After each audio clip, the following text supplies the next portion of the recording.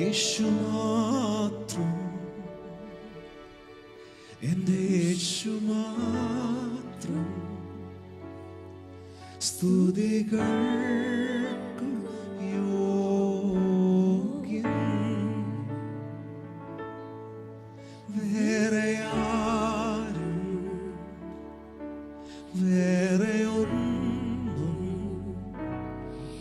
എൻ്റെ പ്രിയനെ യോഗ്യമല്ലേ.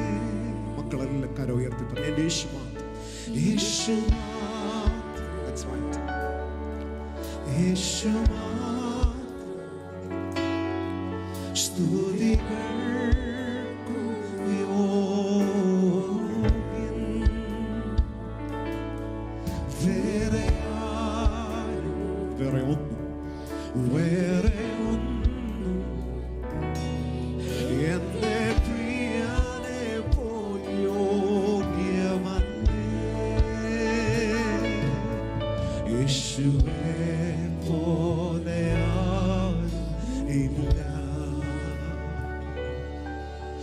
എന്റെ പ്രിയനെ പോലെ ഇല്ല. യേശുവേ പോലെ, യേശുവേ പോലെ ഇല്ല, എന്റെ പ്രിയനെ പോലെ ഇല്ല.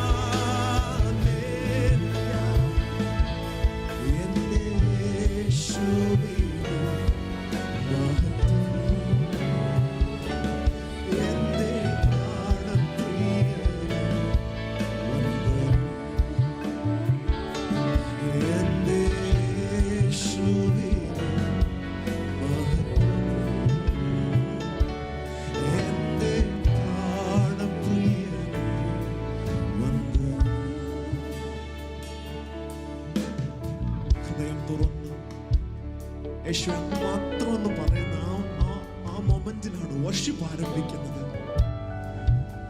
എല്ലാ വർഷിപ്പേഴ്സിനോടും പറയട്ടെ, ചില സമയങ്ങളിൽ നമ്മൾ കരുതും നമ്മളെ സോങ്സ് ഹെൽപ്പ് ചെയ്യുന്നില്ല. സോങ്സ് ജസ്റ്റ് ഒരു മീഡിയം ആണ്, അന്തരീക്ഷം ജസ്റ്റ് ഒരു മാധ്യമം മാത്രമാണ്. പക്ഷെ എവിടെ നിങ്ങൾ ഹൃദയം തുറന്ന് യേശുവേ മാത്രമേ എനിക്കുള്ളൂ എന്ന് പറയുന്ന ആ നിമിഷം ആരോ അടിയിൽ വന്ന് നിൽക്കുന്നത് പോലെ ഈ സമയം അപ്പം വെയിറ്റ് ചെയ്ത് നിൽക്കുകയായിരുന്നു.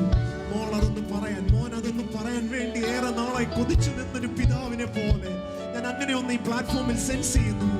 ആർക്കൊക്കെ വേണ്ടി അപ്പ കാത്തു നിൽക്കുകയായിരുന്നു. ഒത്തിരി ബിസി ആയിരുന്നു അല്ലെ, ഒത്തിരി എൻഗേജ്ഡ് ആയിരുന്നു അല്ലെ. പക്ഷെ ഈ വർഷം അവസാനം യേശു കർത്താവിന്റെ പാദപീഠത്തിൽ വന്നതെന്ന് പറഞ്ഞ് എനിക്ക് അമ്മ മാത്രമേ ഉള്ളൂ എന്ന് പറയുന്നവരെല്ലാം മുഴുവൻ മഹത്വം കർത്താവിനൊന്ന് ഹൃദയം തുറന്ന് കൊടുത്തു പറഞ്ഞു, അപ്പാ എനിക്ക് അമ്മ മാത്രമേ ഉള്ളൂ, ബാക്കിയെല്ലാം മഞ്ഞ് പോലെ ഉരുകി മാറുന്നു, എനിക്ക് എന്റെ യേശു മാത്രമേ ഉള്ളൂ.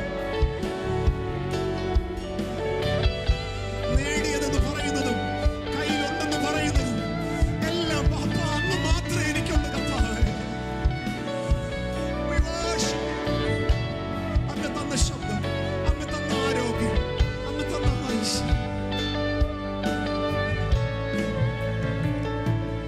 എല്ലാ നാവും സർവലോകവും യേശുനാമം ഉയർത്തിയിടുമേ.